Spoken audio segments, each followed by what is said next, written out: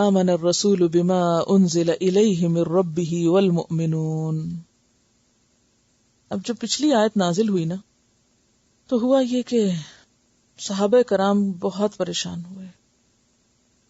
کہنے کہ یا رسول اللہ صلی اللہ علیہ وسلم کچھ اعمال تو ایسے تھے کہ جن کی ہم میں طاقت تھی، نماز، روزہ، جہاد، خیرات، ان کا جب ہمیں حکم دیا گیا تو اس کو ادا کرنے کی ہم میں طاقت تھی، لیکن جب یہ آیت نازل ہوئی ہے کہ چھپاؤ گے یا ظاہر کرو گے تو پکڑ ہوگی، تو اس کی ہم میں طاقت نہیں، کیونکہ ہمارے دل کے خیالات پہ ہمارا اختیار نہیں. تو اس پر آپ نے فرمایا کیا تم وہ بات کہنا چاہتے ہو جو تم سے پہلے دو اہل کتاب نے کہی، کتاب والوں نے کہی؟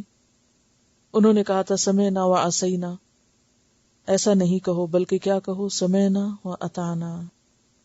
نیت کر لو، ارادہ کر لو، سنا، اور یہ نہیں کہو مشکل ہے، کہو کر لیا ہم نے، ہم کریں گے، کرنے کے لیے تیار ہو جاؤ. تو جب یہ بات کی انہوں نے، صحابہ کرام کی زبان پہ یہ الفاظ آئے سمعنا و اطعنا، تو اس وقت اللہ تعالیٰ نے آیت نازل کی. یعنی یہ الفاظ جب زبان پہ جاری ہو گئے سمعنا و اطعنا کے، تو اللہ تعالیٰ نے تصدیق کر دی. آمن الرسول بما انزل الیہ من ربہ والمؤمنون. ایمان لے آئے رسول ساتھ اس کے جو نازل کیا گیا اس کی طرف، اس کے رب کی طرف سے، اور سارے مومن بھی مان گئے. سمعنا و اطعنا. تو ایمان صرف زبانی ماننے کا نام نہیں، بلکہ ایمان اطاعت کا نام ہے. تو جب صحابہ نے کہا سمعنا و اطعنا، مان گئے ہم اسینا نہیں کہیں گے، ہم اطعنا کہیں گے. اور اطاع خوشی سے ماننا. تو جب خوشی سے مانا تو اللہ نے ان کے ایمان کی گواہی دے دی. آمنا، ایمان لے آئے، مان گئے، الرسول، رسول بھی، بما انزل الیہ من ربہ، جو اس پر اس کے رب کی طرف سے نازل کیا گیا، والمؤمنون، اور سارے کے سارے مومن. کل آمن باللہ، وہ سب ایمان لائے کس پر؟ اللہ پر، وملائکتہ، اور اس کے فرشتوں پر، وکتبہ، اور اس کی کتابوں پر، ورسلہ، اور اس کے رسولوں پر. گویا سورۃ البقرہ کے آغاز میں ایمان، ہدایت کے لیے جو شرائط رکھی گئی تھی،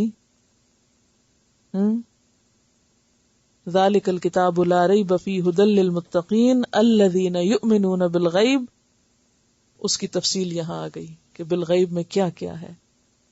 اور وہ جو وہاں کہا گیا کہ یہ کرو گے تو ہدایت ملے گی، تو یہاں اختتام پہ کیا بتایا گیا؟ ہم نے کر لیا، ہم کرنے کو تیار ہیں. تو ھدی للمتقین یہ کتاب کب بنتی ہے؟ جب انسان کہتا ہے سمعنا و اطعنا، ہم ماننے کو تیار ہیں، ہم سرنڈر کرتے ہیں. ربنا اننا آمنا فاغفر لنا ذنوبنا وکفر عنا سیئاتنا وتوفنا مع الابرار. اور ویسے بھی آپ دیکھیے کہ جو سن کے نہ مانے پھر وہ کیا ہے؟ متکبر نہیں مانتا نا، جو اپنے آپ کو بڑی چیز سمجھتا ہے.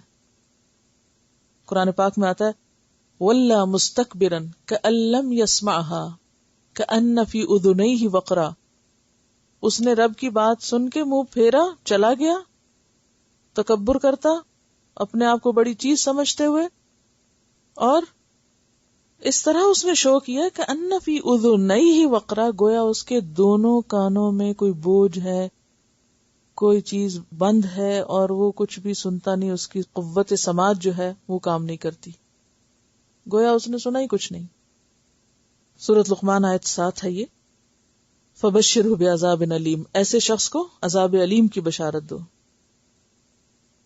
اور اس کے برعکس جو سن کے مان جائے، وَمَن یُطِعِ اللَّهَ وَرَسُولَهُ فَقَدْ فَازَ فَوْزًا عَظِیمًا. سورۃ الاحزاب آیت 71 کہ جو اللہ اور اس کے رسول کی اطاعت کرے گا وہ عظیم الشان کامیابی پائے گا. فوزا عظیما لا نفرق بین احد من رسلہ، ہم اس کے رسولوں میں سے کسی کے درمیان بھی فرق نہیں کرتے. وقالوا سمعنا واطعنا، اور انہوں نے کہا ہم نے سنا اور ہم نے اطاعت کی. اور آپ دیکھیے کہ اللہ کے رسول صلی اللہ علیہ وسلم نے سب سے بڑھ کر اطاعت کی تھی اللہ کی.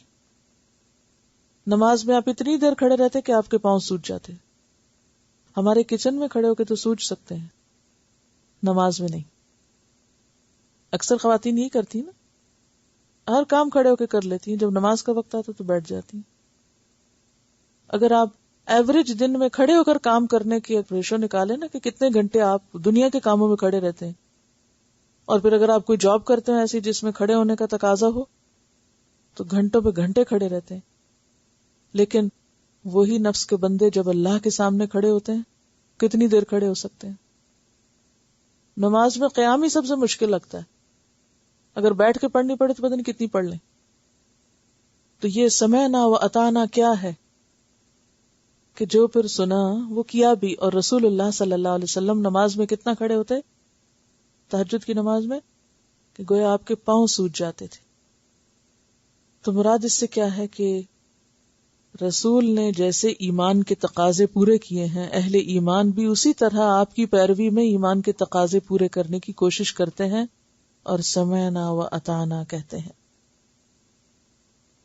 سمعنا اور اطعنا کے بارے میں سورۃ النور میں بھی ایک آیت آتی ہے. سورۃ النور آیت 51 میں آتا ہے, انما كان قول المؤمنین اذا دعوا الى اللہ ورسولہ لیحکم بینہم ان یقولوا سمعنا واطعنا واولئک هم المفلحون. سورۃ النور آیت 51 کہ بے شک مومنوں کی بات کیا ہوتی ہے کہ جب انہیں اللہ اور اس کے رسول کی طرف بلایا جاتا ہے کہ وہ ان کے درمیان فیصلہ کریں کسی چیز کا, تو وہ کیا کہتے ہیں؟ سمعنا واطعنا. یہی لوگ دراصل کامیاب ہونے والے ہیں جو سمعنا واطعنا کہتے ہیں. اور ویسے بھی آپ دیکھیں کہ ایمان نام کس چیز کا ہے؟ سب سے پہلے جاننا. تو جان لیا آپ نے کہ للہ ما فی السماوات والارض, پھر اس کے بعد ماننا, اور پھر اس کے بعد اقرار کرنا, پھر عمل سے سر تسلیم خم کر دینا, عمل سے تصدیق کرنا. یہ سارے ایمان کے انگریڈینٹس ہیں. اور ایمان انسان کے اندر عاجزی پیدا کرتا ہے, بندے کو اس کی حیثیت یاد دلاتا ہے کہ میں کتنے بڑے رب کا بندہ ہوں, میں نے کس کو مانا ہے, کس کو مانا ہے, کس کو مانتا ہے؟ للہ ما فی السماوات والارض, اس کو جس کے قبضہ قدرت میں ہر چیز ہے, جو ہر چیز کا مالک ہے. اب دیکھیے کہ انسانوں میں سے اگر کوئی ایک کی بجائے 2 یا 3 گھروں کا مالک ہو تو اس کے بارے میں آپ کا کیا ایٹیٹیوڈ ہوتا ہے؟ کسی کے بارے میں آپ کو پتا چلے اچھا فلاں شخص کے 5 گھر ہیں, کیا سوچتے ہیں آپ؟ اس خبر کو سن کے آپ کیا سوچتے ہیں؟ کوئی اس سے روب کھاتے ہیں؟ جی بڑا آدمی ہے, اتنا بزنس ہے, 5 گھر ہیں, کیا روب ہے. تو جو زمین و آسمان کا مالک ہے, جو سارے سمندروں کا مالک ہے, جو سارے ستاروں کا مالک ہے, جو عرش کا مالک ہے, جو کرسی کا مالک, جو دنیا اور آخرت کا مالک, اس کی کوئی بھی عظمت دل میں نہیں, اس کی کوئی بھی بڑائی دل میں نہیں. کیا نا انصافی ہے. انسانوں کے تھوڑے چھوٹے چھوٹے علم سے, قابلیت سے, ذہانت سے, مال سے, شکل و صورت سے, پتہ نہیں کس کس چیز سے لوگ متاثر ہوتے رہتے ہیں, ان کے سامنے جھکتے رہتے ہیں.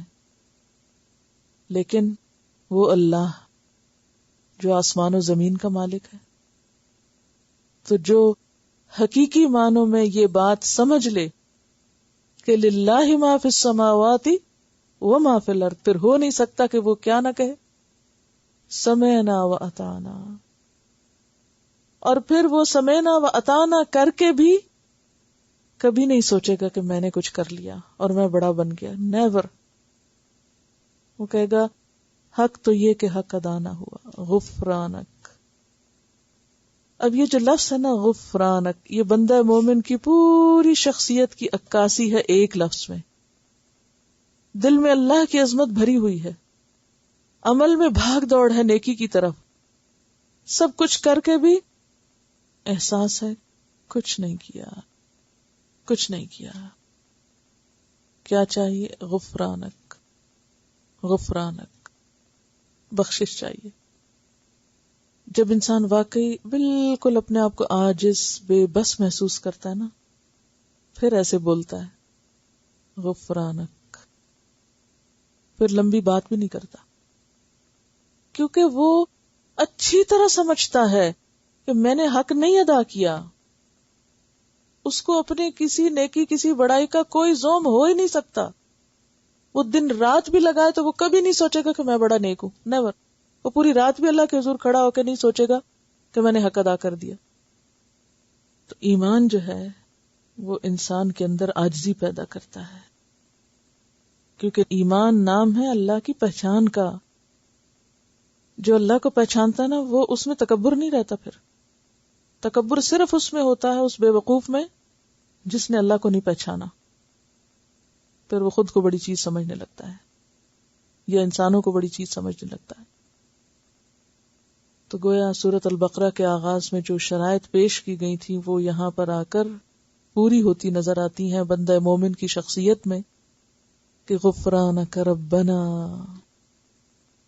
اور کیسے نہ ہو غفرانک، وہ الیک المصیر، لوٹنا بھی تو تیری طرف ہے، واپسی بھی تو تیری طرف ہے. دنیا میں بھی ہر معاملے میں انسان کو اللہ ہی کی طرف لوٹنا چاہیے. الیک المصیر صرف آخرت سے متعلق نہیں ہے، دنیا میں بھی وہ الیک المصیر. کیسے؟ کوئی مشکل پیش آئے تو کیا کرنا چاہیے؟ الیک المصیر. کوئی اختلاف ہو جائے لوگوں کے بیچ میں، وَإِلَيْكَ الْمَصِيرُ وَمَا اخْتَلَفْتُمْ فِيهِ مِنْ شَيْءٍ فَحُكْمُهُ إِلَى اللَّهِ. کسی بھی چیز میں جو اختلاف ہو تو حکم کس کا ہے اس میں؟ اللہ کا. سورۃ الشورى آیت 10. وَإِلَيْكَ الْمَصِيرُ. اور آخرت میں تو ہے ہی، آخرت میں تو کوئی نہ بھی جائے. دنیا میں تو کچھ لوگ خوشی سے جاتے ہیں نا، اللہ کی طرف لوٹتے ہیں، اور کچھ لوگ نہیں لوٹتے، نہ خوشی میں نہ غمی میں، وہ اللہ کی طرف نہیں لوٹتے. ان پہ اچھے حالات آئیں برے آئیں، وہ ضد اور اکڑ کا ہی شکار رہتے ہیں. لیکن یہ ضد اس دن تک ہے جب تک موت کا فرشتہ نہیں آ جاتا. جس دن موت کا فرشتہ آ گیا سب اکڑ ختم ہو جائے گی، سب ٹھاٹ پڑا رہ جائے گا. جب لات چلے گا بنجارا، سب کا انجام وہی 2 گز زمین کا ٹکڑا ہے. سب ٹھاٹ وہاں ختم ہو جاتے ہیں، سب رونقیں، سب زینتیں، دنیا کی سب نعمتیں سب ختم. اور پھر قیامت کے دن صاف طور پہ فرما دیا، سورۃ الممتحنہ آیت 3 میں ہے، لن تنفعکم ارحامکم ولا اولادکم یوم القیامہ یفصل بینکم. نہ تمہارے رشتے کام آئیں گے، نہ اولاد کام آئے گی. قیامت کے دن سب الگ کر دیے جائیں گے. نہ مال کام آئے گا، نہ اولاد کام آئے گی، سب دور ہو جائے گا. اور معاملہ والامر کلہ للہ، سارا فیصلہ اللہ کے ہاتھ میں ہوگا. وَإِلَيْكَ الْمَصِيرُ. اسی کی طرف لوٹنا ہے، اسی کی طرف پلٹنا ہے، بھاگ کے کہاں جا سکتے ہو. اب جب بندہ اس عاجزی کے ساتھ اللہ کے سامنے آہوزاری کرتا ہے تو اللہ تعالیٰ اس کے بوجھ کو ہلکا کرتا ہے. لا یکلف اللہ نفسا الا وسعہا. مت غم کرو، مت فکر کرو، اللہ کسی جان پر اس کی وسعت سے بڑھ کے بوجھ نہیں ڈالتا. یعنی محاسبہ تو کرے گا، لیکن ہر ایک کا محاسبہ فرق ہوگا، ہر ایک کا حساب فرق ہوگا. کس کے مطابق؟ اس کے علم، فہم، حفظ، طاقت، وسعت، صلاحیتوں کے مطابق. جس کو اللہ نے جتنی زیادہ صلاحیت دی اس کا حساب بھی اتنا ہی زیادہ ہے. جتنی زیادہ ذہانت ہے اتنا ہی حساب ہے، جتنی قابلیت ہے اتنا ہی حساب ہے.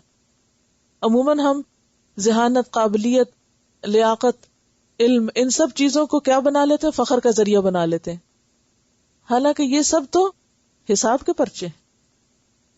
جس کو جتنا زیادہ جو کچھ ملا اتنا ہی زیادہ حساب ہے. اسی لیے فرمایا اللہ ما کسبت، اس کے لیے ہے جو اس نے کمائی کی. یعنی اللہ کی دی ہوئی صلاحیتوں کو جتنا جس کام میں لگایا اس کا ریوارڈ بھی اسی کی طرف پلٹے گا. اللہ کسی پر ذرہ برابر بھی ظلم نہ کرے گا. لہا ما کسبت وعلیہا مکتسبت. اور اس کے ساتھ ساتھ اپنے بدعمالیوں کی رسپانسبلٹی بھی اسی پر ہوگی. جیسے کہ قرآن پاک میں آتا ہے نا کہ ولا تزر وازرۃ وزر اخرى، کوئی کسی دوسرے کا بوجھ نہیں اٹھائے گا. کل نفس بما کسبت رہینہ، ہر شخص اپنے اعمال کے بدلے رہن میں ہے. جو آگے بھیجتا ہے، جو پیچھے چھوڑتا ہے، سب اسی کی ذمہ داری ہے. ولا تکسب کل نفس الا علیہا، جو کمائی انسان کرتا ہے اس کا ذمہ بھی اسی پہ جا کے پڑتا ہے. تو یہاں اللہ تعالیٰ کی رحمت جوش میں آتی ہے، اور ایسے بندوں کو جو غفرانک چاہتے ہیں ایک خوبصورت دعا سکھاتا ہے اللہ تعالیٰ. اور آپ دیکھیں کہ ساری سورۃ البقرہ کے اختتام پر بہترین دعا، اور یہ دعا بندہ مومن کے قلبی احساسات کا اظہار ہے، یعنی دل کے جذبات کا اظہار ہے، جس میں ایک طرف اللہ کی عظمت کا احساس ہے جو دل پہ غالب ہے، دوسری طرف اندر ایک بےتابی ہے، فکر ہے، ذمہ داری کا احساس ہے کہ یا رب ربنا لا تؤاخذنا ان نسینا او اخطأنا، اے ہمارے رب ہمیں نہ پکڑنا اگر ہم بھول جائیں یا ہم خطا کریں. یہ دعا بھی کون مانگے گا؟ کون مانگے گا؟ کس کے دل سے نکلے گی؟ ہاں، جو اللہ سے ڈرتا ہوگا، جو سمجھتا ہوگا کہ وہ دنیا میں ایک ذمہ دار انسان کی حیثیت سے آیا ہے اور اس پہ کچھ ذمہ داریاں جن کو اسے ادا کرنا ہے، کچھ اس کے اوپر فرائض ہیں جنہیں اس کو پورا کرنا ہے، اور وہ کوشش بھی کرتا ہے اور پھر پوری نہیں کر سکتا نا. ہم سب اپنا اپنا حال دیکھیں، ایک چیز پوری کرنے لگتے ہیں دوسری چھوٹنے لگتی ہے، دوسری کی طرف جاتے ہیں تیسری چھوٹنے لگتی ہے. کوشش کے باوجود، انتھک محنت کے باوجود، جتنی آپ میں وسعت استطاعت ہے، آپ کتنا جاگ سکتے ہیں؟ آخر آپ کو سونا ہی پڑتا ہے. کتنی بھوک کاٹ سے آپ کو کھانا ہی پڑتا ہے. ذات کی ضروریات ہیں، نفس کے تقاضے ہیں، جسم کے تقاضے ہیں، روح کے تقاضے ہیں، انسانوں کے تقاضے ہیں، حقوق العباد کے تقاضے ہیں. ان تقاضوں میں انسان گرا ہوا ہے اور نہ چاہتے ہوئے بھی کوتاہی ہو جاتی ہے، کہیں نہ کہیں کمی ہو جاتی. سب کو آپ راضی کر ہی نہیں سکتے، جتنی چاہے محنت کر لیں. اب وہ جب کر نہیں سکتے نا تو اس سے نتیجہ کیا ہوتا ہے؟ گلٹ ڈیولپ ہونے لگتی ہے. میں بھی کچھ لوگ اس گلٹ کو فیل کرتے ہوں کہ قرآن پڑھنے سے پہلے اتنی گلٹ نہیں تھی، اب گلٹ ڈیولپ ہونے لگ گئی ہے. پہلے پتہ نہیں تھا تو احساس بھی نہیں تھا، اب پتہ لگ گیا تو اب وہ ایک شرمندگی کا احساس ہے، یا اللہ یہ بھی نہیں کیا، یہ بھی نہیں کیا، اب کیا کروں، کیا کروں.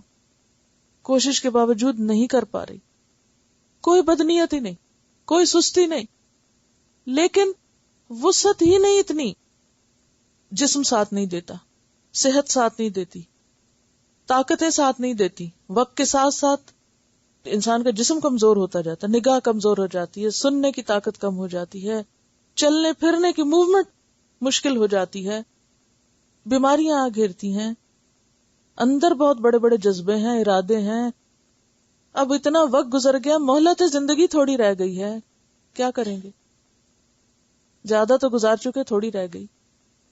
اور یہ صرف بوڑھے لوگوں کے لیے نہیں، جوانوں کے لیے بھی ہے. کچھ پتہ نہیں کس وقت بلاوا آ جائے. دن رات ہم ایسی خبریں سنتے ہیں. 7 بچوں کا باپ چلا گیا، چھوٹے چھوٹے بچے چھوڑ کے.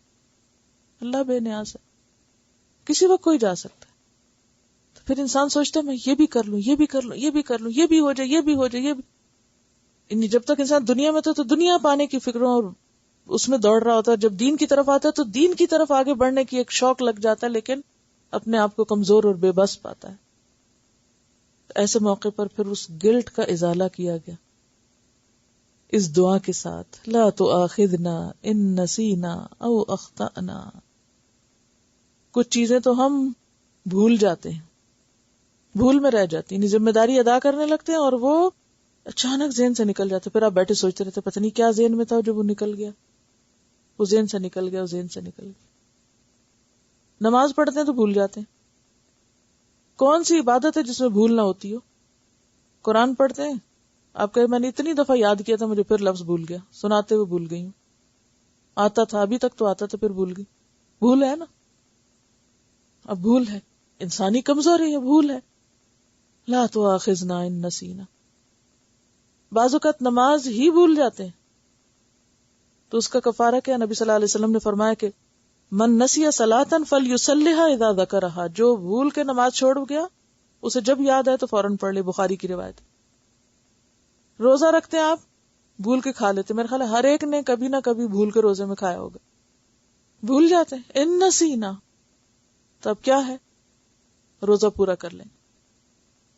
مسلم کی حدیث ہے من نسی وهو صائم فاکل وشرب فلیتم صومہ، جو بھول کے کھا پی گیا اور وہ روزہ دار ہو، اسے چاہیے کہ روزہ پورا کر لے، روزہ نہ توڑے۔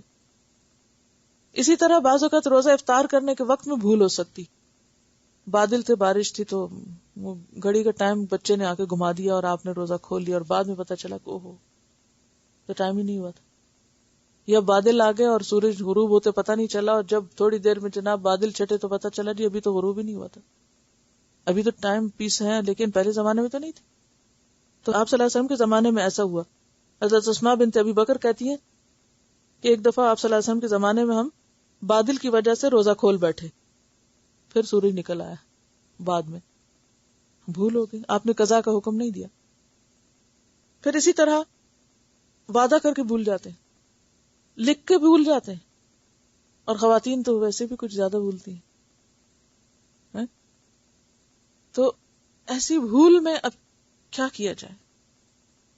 کوئی بدنیت نہیں لیکن بھول، تو اس پر بھی اب آپ دیکھیں نا، بھول تو ہے تو بھول ہی نا، کمی تو ہو گئی نا، نہ کرنا اور کرنا تو برابر نہیں، کمی تو ہو گئی، پھر ایک گلٹ ڈیولپ ہوتی، یا اللہ کمی ہو گئی، تو ربنا لا تؤاخذنا ان نسینا، اللہ ہمیں نہ پکڑنا اگر ہم بھول جائیں، اگر ہم بھول جائیں تو نہ پکڑنا، او اخطأنا، یا ہم خطا کریں، نا سمجھی میں، لا علمی میں، جہالت میں، بلا ارادہ، وہ جو پیچھے ہم باتیں پڑھ چکے نا، بلا ارادہ، یا اللہ جو بلا ارادہ ہم سے خطائیں ہوں ان پہ نہ پکڑنا ہمیں۔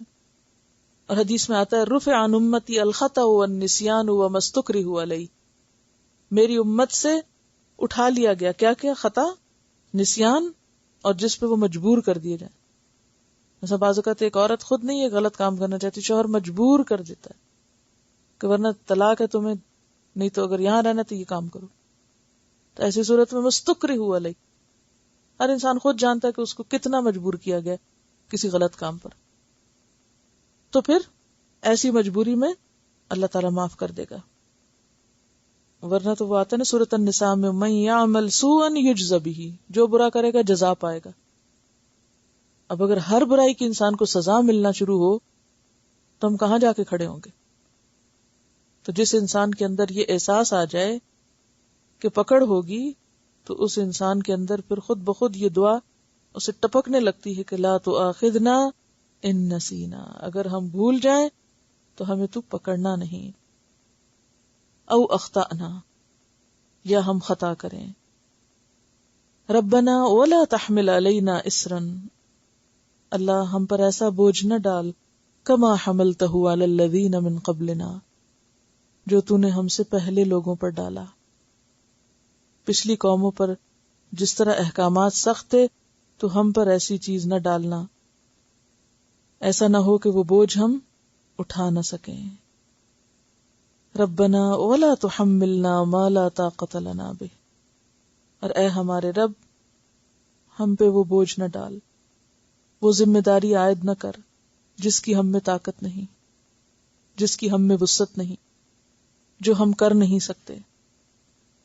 مثلا آپ دیکھیں کہ اللہ تعالیٰ نے دین میں بہت سہولت رکھی ہے نا، کھڑے ہو کے نماز نہیں پڑھ سکتے تو بیٹھ جائیں، اب اگر اللہ تعالیٰ کہتے نہیں بیٹھ سکتے ہی نہیں، چاہے آپ کی ٹانگیں کام نہیں کرتی، کھڑے ہی ہو کے پڑھو، پھر کیا کرتے؟ تو اسی طرح بعض چیزیں اللہ تعالیٰ نے رخصت دے دی، لیکن بعض چیزیں ایسی ہیں جن کے بارے میں ہمیں پتہ نہیں چلتا کہ ہمیں کیا کرنا چاہیے، کون سا پہلو اختیار کریں۔ نہیں، کچھ چیزیں تو دین میں ڈیسائیڈڈ ہے نا، یہ مشکل ہو تو یہ سہولت ہے، یہ مشکل، لیکن کچھ چیزیں ڈے ٹو ڈے لائف میں ایسی ہوتی ہیں کہ جس میں انسان بے بس ہوتا ہے، اسے نہیں سمجھ آتی، تو ایسی صورت میں انسان جب رخصت کا پہلو اختیار کرتا ہے تو پھر دل میں ایک پریشانی سی ہوتی ہے کہ میں نے جو سہولت سے دین کی فائدہ اٹھا لی، یہ ٹھیک ہے؟ اور بعضوں کا شیطان آ کے بھی وسوسے ڈالتے ہیں. مثلا قصر نماز کے بارے میں لوگ اتنے پریشان ہوتے ہیں, بار بار پلٹ کے پوچھتے ہیں اچھا اگر پوری پڑھ لیں تو ٹھیک ہے, اچھا سنتیں پڑھ لیں, اچھا یہ نفل پڑھ لیں. یہ کیوں سوال آتے ہیں؟ کیونکہ دل میں ایسا لگتا ہے نا جیسے نماز ہوئی نہیں.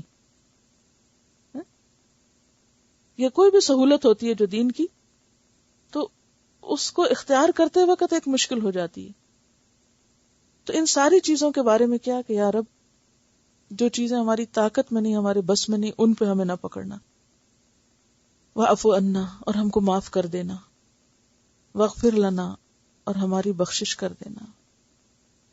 جو کوتاہیاں ہوئیں, جو پورا نہیں کر سکے ان سے درگزر, جو کر گئے غلطیاں ان کو ڈھانپ دینا, اور آئندہ کے لیے ہم پہ رحم فرمانا, اور تیری رحمت سے ہی ہم جنت میں جا سکتے ہیں. یعنی ورحمنا جب ہم کہیں تو سکھ جنت کو بھی مانگ لے دل میں نا. انت مولانا, تو ہی ہمارا مالک ہے, تو ہی ہمارا مولا ہے, تیرے سے ہی ہم مدد چاہ سکتے ہیں, مشکلات میں تیری طرف ہم رجوع کرتے ہیں, تجھ پر ہی ہمارا بھروسہ ہے, تجھ پر ہی ہمارا توکل ہے, تو ہی ہمارے لیے سب کچھ ہے. فانصرنا علی القوم الکافرین, تو کافر قوم پر تو ہماری مدد فرما. یعنی ایسے لوگوں کے بیچ میں جو تیری اطاعت نہ کرتے ہوں, تجھے نہ مانتے ہوں, ہمیں اپنے ایمان کو برقرار رکھنے کی توفیق دے. کیونکہ ہوتا یہ کہ انسان ماحول میں گر جاتا ہے, انسان کا ماحول اس پر غالب آ جاتا ہے, اور خاص طور پر جب مخالفت ہو رہی ہو اس کی. اب دیکھیں نا کہ ہر انسان کی دین کے رستے پہ چلتے ہوئے تھوڑی یا زیادہ مخالفت ضرور ہوتی, تو ایسی مخالفت میں یا رب تو ہمیں مدد دینا تاکہ ہم تیرے دین پہ قائم رہ سکیں. اور یہ جو آخری 2 آیتیں ہیں ان کی بہت فضیلت حدیث میں آئی ہے. ایک حدیث میں آتا ہے, مسند احمد کی حدیث ہے, کہ یہ مجھے عرش کے نیچے کے خاص خزانے سے دی گئی ہیں. اس سورت کی آخری آیات آپ کو ایک خزانے سے عطا کی گئیں جو عرش الہی کے نیچے ہے. آپ خود سوچیں کس جگہ کا خزانہ ہے وہ جہاں سے یہ آیات آئی ہیں. اور یہ آیات آپ کے سوا کسی نبی کو نہیں دی گئی. یہ روایت مسند احمد, نسائی, طبرانی, بیہقی, مستدرک حاکم, دارمی میں آئی ہے. پھر اسی طرح بخاری میں آتا ہے, جو شخص سورہ بقرہ کی آخری 2 آیات رات کو پڑھ لیتا ہے تو یہ اس کو کافی ہو جاتی ہیں رات بھر کے لیے. ایک اور روایت میں آتا ہے, سورۃ البقرہ کی آخری آیات کو جس گھر میں روزانہ 3 دن تک متواتر پڑھا جائے وہاں شیطان نہ آئے گا. یعنی جب آپ پہلے بھی ذکر ہو چکا ہے کہ شیطانی اثرات اور لڑائی جھگڑے گھر میں اور فساد ہوں تو خاص طور پر ان کو نیت اور شعور کے ساتھ پڑھیں. ایک روایت میں یہ بھی آتا ہے کہ نبی صلی اللہ علیہ وسلم کو معراج کی رات جو 3 چیزیں ملی ان میں سے ایک سورۃ البقرہ کی یہ آخری 2 آیات ہیں. مسلم کی روایت میں آتا ہے کہ جب یہ آیات نازل ہوئی تو آسمان کے دروازے کھل گئے. یعنی اتنی زبردست آیات ہیں. فتحت لہا ابواب السماء عند نزولها, صحیح مسلم کی روایت ہے. تو خلاصہ ان آیات کا کیا ہے کہ بندہ مومن جب سارے احکامات اللہ تعالیٰ کے جانتا ہے اور عمل کی کوشش کرتا ہے تو پھر اپنے اوپر ایک بوجھ محسوس کرتا ہے, اور اس بوجھ کو دور کرنے کے لیے اور نیک اعمال کو سہولت سے کرنے اور بجا لانے کے لیے اللہ سے دعا کرتا ہے کہ اللہ تو میرے لیے آسانی پیدا کر دے. آپ صلی اللہ علیہ وسلم نے ان آیات کے اختتام پر آمین کہنے کی ترغیب دی ہے. حضرت معاذ رضی اللہ تعالی عنہ کا عمل بھی ملتا ہے کہ وہ اس سورت کے اختتام پر اس دعا کے بعد آمین کہا کرتے تھے. آمین کا مطلب ہوتا ہے یا رب استجب, یا رب ہماری یہ دعا قبول فرما لے. بات یہ ہے کہ سورت البقرہ جس کو قرآن کا کہان سنام القرآن کہا گیا ہے, سب سے بلند اونچا حصہ, اور اگر آپ اس کے معنی پر غور کریں تو یہ واقعی حقیقت ہے کہ جو کچھ باقی قرآن میں وضاحت آئی ہے اس سب کو سورت البقرہ میں سمو دیا گیا ہے. یعنی اس کو اگر آپ چھوٹا قرآن کہیں کہ جو کچھ قرآن میں باقی وضاحت آئی ہے ان تمام موضوعات کو یہاں کسی نہ کسی طرح ٹچ کر دیا گیا ہے. سب سے پہلے آپ دیکھیے کہ عقائد، ایمان، ایمانیات کی تفصیل وہ آپ کو اس میں ملے گی. پھر اس کے بعد عبادات کی تفصیل، صلاۃ کا ذکر ہے، زکوٰۃ کا ذکر ہے، حج کا ذکر ہے، صوم کا ذکر ہے. اور صوم یعنی روزے کا تفصیلی ذکر جو ہے وہ اسی صورت میں آتا ہے. پھر اس کے بعد آپ دیکھیے کہ حقوق العباد کی ادائیگی میں والدین کے اوپر خرچ کرنا، رشتہ داروں پہ خرچ کرنا، مسکینوں پہ، یتیموں پہ، پھر ان تمام کے حقوق کا خیال رکھنا اور انفاق فی سبیل اللہ کی خوب ترغیب دینا، اس کے بارے میں تفصیل سے آپ نے پیچھے دیکھا. پھر اسی طرح اکل حلال کے بارے میں ترغیب ہے، حلال اور پاک کھانے کے بارے میں، حرام چیزوں کو اور ایسی چیزیں جو انسان کے لیے نقصان دہ ہیں جیسے خمر ہے، میسر ہے، سود ہے، ربا ہے، ان چیزوں کی حرمت کا ذکر کیا گیا. پھر انسانی جان کی حفاظت کی بات ہے، قصاص کا حکم ہے. زندگی کی حفاظت میں قتل سے منع کر کے، یعنی قتل کا بدلہ، اور پھر انسانی جان اور انسانی جسم کے اندر بھی جو کوئی نقصان کسی کو پہنچائے اس کی بات ہے. پھر اسی طرح وصیت کا حکم ہے، یعنی مرنے کے بعد انسان کا مال اور اس کی جو بلانگنگز ہیں یا اس کا جو اولاد ہے ان کے بارے میں جو کچھ اس کو طریقہ یا رویہ اختیار کرنا چاہیے. پھر اس خاص طور پر خواتین کے حقوق کا بہت ذکر ہے.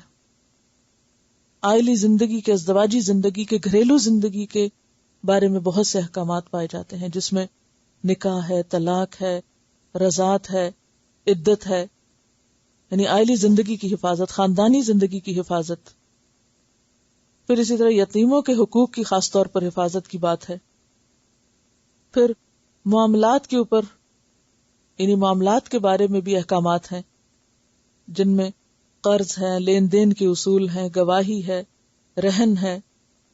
اور پھر بحیثیت امت وسط کے مسلمانوں کو جو ذمہ داری ادا کرنی چاہیے اس پر توجہ دلائے گی، جو ایک طرح سے سورت کے پیک پہ چلی جاتی ہے، جہاں سورت وَكَذَلِكَ جَعَلْنَاكُمْ أُمَّةً وَسَطًا لِتَكُونُوا شُهَدَاءَ عَلَى النَّاسِ. اس سے پہلے پارے میں بنی اسرائیل کا ذکر ہے کہ جن سے امامت لی گئی، پھر امت وسط کا ذکر ہے جن پہ امامت ڈالی گئی، پھر ان کی تربیت کی گئی کہ انہیں امت وسط بننے کے لیے کن کن احکامات پر عمل کرنا ہے، ان کی سب تفصیلات دی گئی. نیکی کا جامع تصور دیا گیا، لیس البر بان تولوا وجوہکم قبل المشرق والمغرب ولکن البر کہہ کے ساری وہ وضاحت کر دی گئی کہ نیکی کس چیز کا نام ہے، کہاں کہاں کیا کیا کرنا نیکی میں شامل ہوگا. اور اختتام جو ہے وہ دعا پر ہے، کیونکہ دعا کیا ہے؟ الدعاء ہی العبادہ، دعا ہی عبادت ہے. یعنی انسان جتنا کچھ بھی کر لے، یعنی اپنے فرائض ادا کرنے میں جو ذمہ داریاں بھی وہ ادا کرے، بہرحال وہ حق ادا نہیں کر سکتا. تو اس کمی کو پورا کرنے کے لیے وہ کس چیز کا سہارا لے؟ دعا کا سہارا لے. دعا ہی سے قرآن کا آغاز ہوا، الحمدللہ رب العالمین. دعا ہی پر سورۃ البقرہ کا اختتام ہے، اور اس کے بعد آمین ہے. تو آپ کو یاد ہوگا کہ سورۃ البقرہ کے ابتدا میں نے آپ کو کچھ سورۃ البقرہ کی فضیلت پر احادیث سنائی تھی. صرف یاد دہانی کے لیے دوبارہ سنا دیتی ہوں تاکہ تازہ ہو جائے کہ آپ نے جو کچھ پڑھا کیا پڑھا. اور خوش قسمت ہیں وہ لوگ جنہوں نے ایک بھی چھٹی نہیں کی اور پورے کا پورا اس کو وصول کیا اور اس کا حق ادا کیا پڑھنے کا. کیونکہ پہلا سٹیپ کیا ہے؟ پڑھنے کا حق ادا کیا جائے. کیونکہ اگر پڑھنے کا حق ادا نہیں کر سکتے تو عمل کے وقت کہاں اس کا حق ادا ہو سکے گا. جب جانتے ہی نہیں تو مانتے کس چیز کو ہیں، اور اگر مانتے نہیں تو عمل کہاں سے ہوگا. حضرت ابو ہریرہ کا بیان ہے کہ نبی صلی اللہ علیہ وسلم نے فرمایا، اپنے گھروں کو قبرستان نہ بناؤ، شیطان اس گھر سے بھاگ جاتا ہے جس میں سورہ بقرہ پڑھی جاتی ہے. تو یہ وعدہ اسی کے لیے پورا ہوگا جو سمجھ کر اس کو پڑھے. اگر وہ سارے احکامات جو سورۃ البقرہ میں آتے ہیں ان پر عمل کر لیا جائے تو شیطان کہاں سے وار کرے گا پھر. حضرت ابو امامہ بیان کرتے ہیں کہ نبی صلی اللہ علیہ وسلم نے فرمایا، قرآن مجید پڑھا کرو کیونکہ وہ قیامت کے دن اپنے پڑھنے والوں کے لیے سفارشی بن کے آئے گا. دو چمکتی ہوئی روشن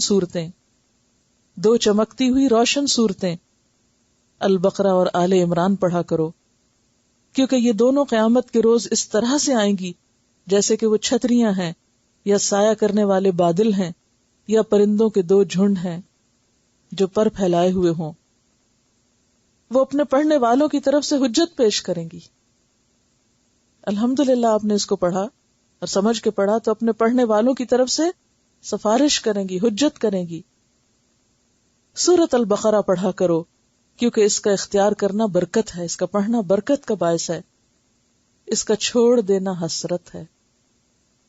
اب یہ نہیں کہ پوری ہوئی اور آپ چھٹی کریں کہ بس سر سے اتر گئی. اس کا چھوڑ دینا حسرت ہے اور باطل پرست اس کو برداشت نہیں کر سکتے. یعنی اس میں جو بھی احکامات ہیں وہ ان کے لیے بہت بھاری ہیں. اور باطل پرست سے مراد یہاں سہارا بھی لیے گئے، یعنی ساحر، جادوگر وغیرہ، کیونکہ جادوگری بھی شیطانی اعمال سے ہوتی ہے نا. تو شیطان جب بھاگ جائے گا تو جادوگروں کا وار کہاں سے پھر چلے گا؟ یعنی انسان جادو کے وار سے بھی کب بچے گا؟ جب اللہ کی اطاعت میں ہوگا. حضرت نواس بن سمعان بیان کرتے ہیں کہ میں نے نبی صلی اللہ علیہ وسلم کو یہ فرماتے ہوئے سنا ہے کہ قیامت کے روز قرآن مجید اور وہ لوگ جو اس کے مطابق عمل کرتے تھے وہ لائے جائیں گے. ان کے آگے آگے سورۃ البقرہ اور آل عمران ہوں گی، بالکل ایسے جیسے کسی وی آئی پی کو لایا جاتا ہے نا، تو اس کے آگے آگے کون ہوتے ہیں؟ گارڈز ہوتے ہیں.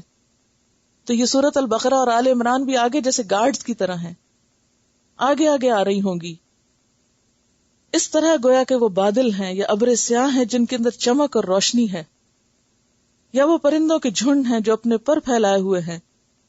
یہ دونوں صورتیں اپنے پڑھنے والوں کے لیے حجت پیش کرتی ہوئی آئیں گی. یعنی صحیح مسلم کی روایت ہے. حضرت عبداللہ بن عباس کا بیان ہے کہ ایک مرتبہ حضرت جبریل نبی علیہ السلام کی خدمت میں حاضر تھے کہ یکایک انہوں نے آسمان کی طرف سے ایک ایسی آواز سنی جیسے کسی پھاٹک کو کھولا جاتا ہو یا شتیر چرا ہو، یعنی کوئی دروازہ خاص کھلا ہو. حضرت جبریل علیہ السلام نے اپنا سر اوپر اٹھا کر دیکھا، پھر نبی صلی اللہ علیہ وسلم سے عرض کیا، یہ آسمان کا ایک دروازہ ہے جو آج پہلی دفعہ کھولا گیا، اس سے پہلے کبھی نہ کھولا گیا. اتنے میں اس دروازے سے ایک فرشتہ نازل ہوا. جبریل نے عرض کیا، یہ ایک فرشتہ ہے جو آسمان سے زمین کی طرف آ رہا ہے، آج سے پہلے یہ کبھی زمین کی طرف نہیں اترا. وہ فرشتہ آیا، اس نے آپ کو سلام کیا اور عرض کیا، آپ کے لیے دو ایسے نوروں کی خوشخبری ہے جو آپ ہی کو دیے گئے ہیں، ایک سورۃ الفاتحہ اور دوسری سورۃ البقرہ کی آخری آیات، یعنی آخری دو آیات. ان دونوں کا اگر ایک حرف بھی آپ پڑھیں گے تو جو دعا آپ مانگیں گے وہ آپ کو عطا کی جائے گی. یہ صحیح مسلم کی روایت ہے. کتنے برکت والے خزانے ہیں اللہ کے دیے ہوئے، لیکن ہم اپنی لا علمی کی وجہ سے ان سے دنیا اور آخرت میں فائدہ نہیں اٹھاتے. اللہ اپنے بندوں پہ ظلم کرنے والا نہیں، ہم خود ہی اپنی جانوں پہ ظلم کرتے ہیں جب اس کلام سے منہ موڑتے ہیں.